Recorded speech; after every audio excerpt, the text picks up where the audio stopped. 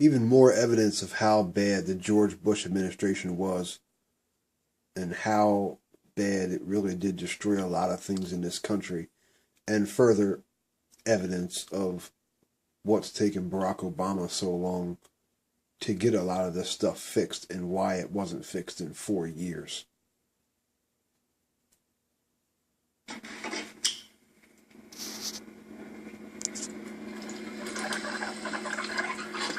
Oh yeah, I saw it go up for a second. Yeah. Just give it a second.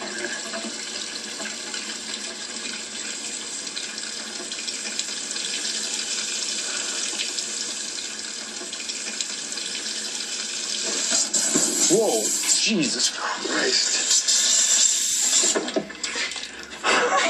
That's the best I've done. I smell hair. Oh, damn. Can I try it? Yeah. Shall we get that in the frame? Don't drink this water. Jesus Christ.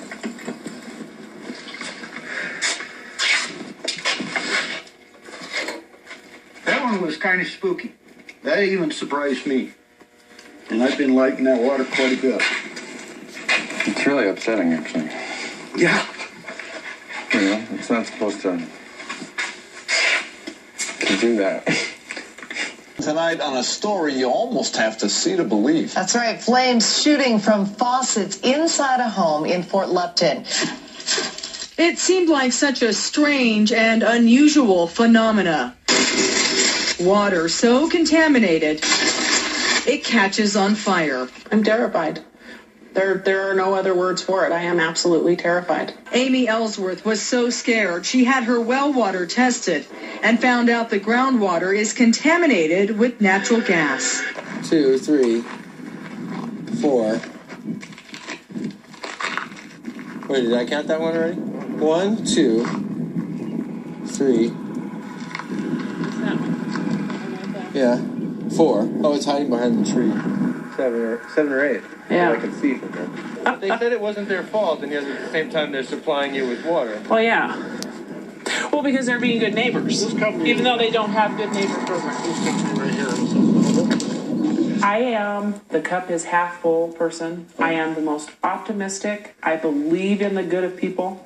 I say this 3 times a day, all the time.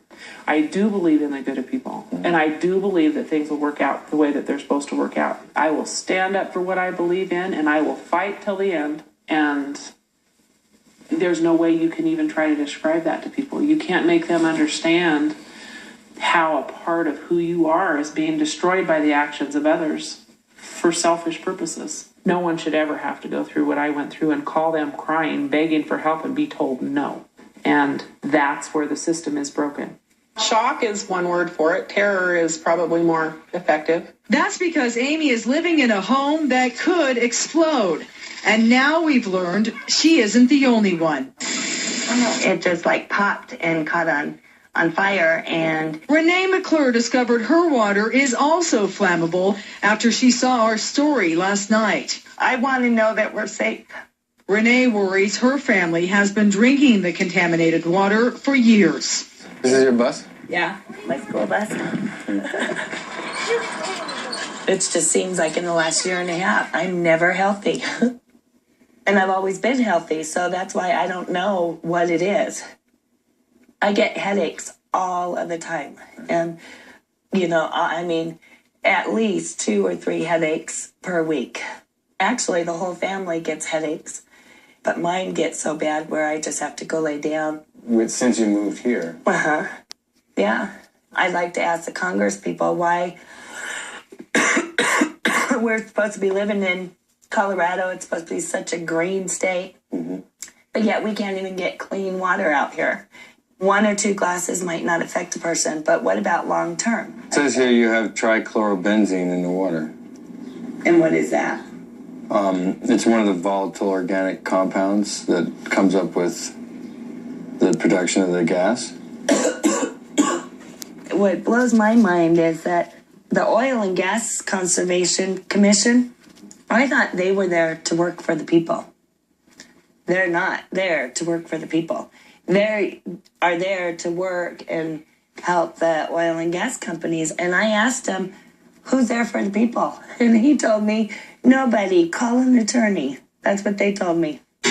Oil and Gas Commission is aware of the situation and will probably be doing some additional testing in the area as soon as possible. Well, the bottom line is, whose responsibility is it to take care of this problem? They're really going to have to look a little deeper into this because it does seem to be more widespread than we thought. Absolutely. Very scary. All right, Heidi, thanks. Let's clear this up. I'm not here under the authority of EPA speaking on behalf of views that the agency represents. I will put Weston Wilson not speaking on behalf of the EPA, although he works for the EPA. In 2004, the EPA was investigating water contamination incidents due to hydraulic fracturing across the country. But a panel rejected the inquiry, stating that although hazardous materials were being injected underground, EPA did not need to investigate. Weston Wilson, a 20-year veteran of the EPA, wrote a letter to Congress objecting. He also noted that on the peer review panel that authored the report, 5 of 7 members appeared to have conflicts of interest and would benefit from the EPA's decision not to conduct a further investigation. They came out with the patently ridiculous conclusion. They had showed it was toxic and then said it wasn't a risk. It made no sense, and only in an Orwellian world would you accept that. From 1995 until 2000, when he became vice president, Dick Cheney was the CEO of Halliburton. One of the first things he did when he became vice president was to form what was known as the Energy Task Force. They met up to 40 times with industry leaders. They only met once with members from environmental groups. The Energy Task Force and a $100 million lobbying effort on behalf of the industry were significant in the passage of what's called the Halliburton loophole to the Safe Drinking Water Act, which authorizes oil and gas drillers exclusively to inject known hazardous materials unchecked directly into or adjacent to underground drinking water supplies. It passed as a part of the Bush administration's Energy Policy Act of 2005. So all science at that point stopped. All science, all data, everything stopped. We were appalled about burying this kind of, maybe no pun intended, but burying this secret that it was known to be toxic. You know, when the president says to its bureaucracy, don't investigate, expedite things for industry, we do those jobs well too.